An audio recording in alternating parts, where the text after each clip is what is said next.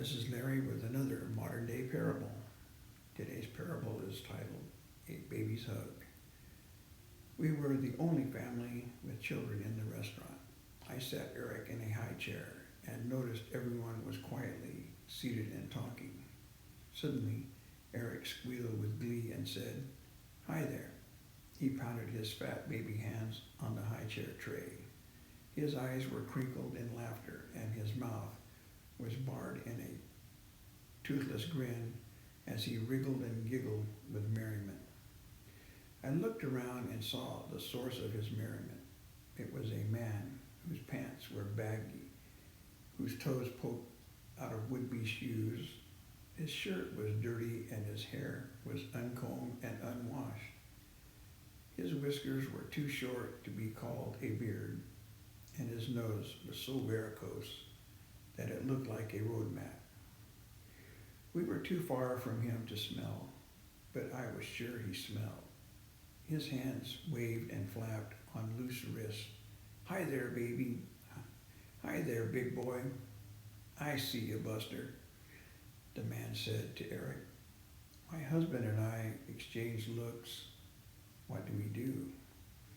Eric continued to laugh and answered, "Hi there. Hi there."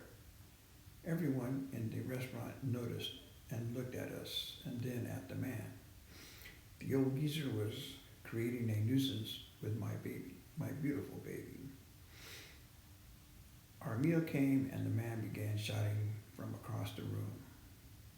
"Do you patty cake? Do you know peekaboo? Hey, look, he knows peekaboo." Nobody thought the old man was cute. He was obviously drunk. My husband and I were embarrassed. We ate in silence, but not Eric. He was running through his repertoire for the admiring Skid Row bum, who in turn reciprocated with his cute comments. We finally got through the meal and headed for the door. My husband went to pay the check and told me to meet him in the parking lot. The old man sat poised between me and the door. "Lord, just let me out of here before he speaks to me or Eric," I prayed. As I drew closer to the man, I turned my back, trying to sidestep him and avoid any air he might be breathing. As I did, Eric leaned over my arm, reaching with both arms in a baby's pick-me-up position. Before I could stop him, Eric had propelled himself from my arms to the man's. Suddenly, a very smelly old man and a baby expressed their love and kinship. Eric, in an act of total trust, love, and submission, laid his tiny head upon the man's ragged shoulder. The man's eyes closed, and I saw tears hover beneath his lashes. His aged hands, full of grime, pain, and hard labor, cradled my baby. No two beings have ever loved so deeply for so short a time. I stood awestruck.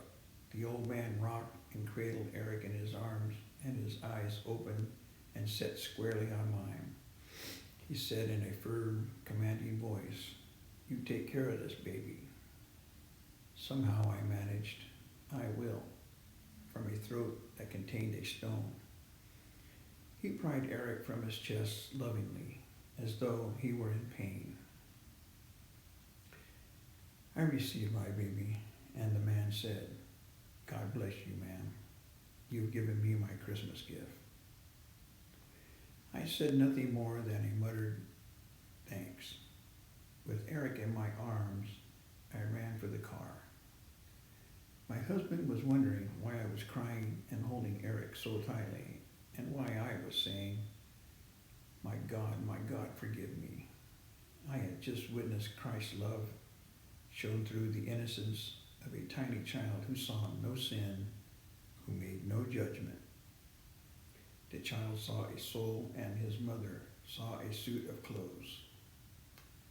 I was a Christian who was blind, holding a child who was not. I felt it was God asking, "Are you willing to share your son for a moment?" when he shared his for eternity. the ragged old man unwittingly had reminded me. Unless you change and become like little children, you will never enter the kingdom of heaven. Matthew 18:3. Thanks for watching. Hope you enjoyed it. Have a great day and God bless.